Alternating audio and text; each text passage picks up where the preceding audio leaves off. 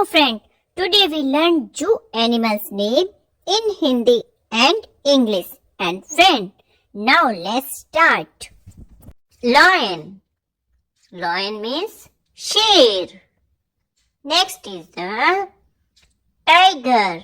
Tiger means cheetah. Next is the leopard.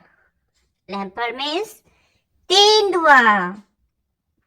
Next is the elephant. Elephant means hathi. Next is the wolf. Wolf means lomdi.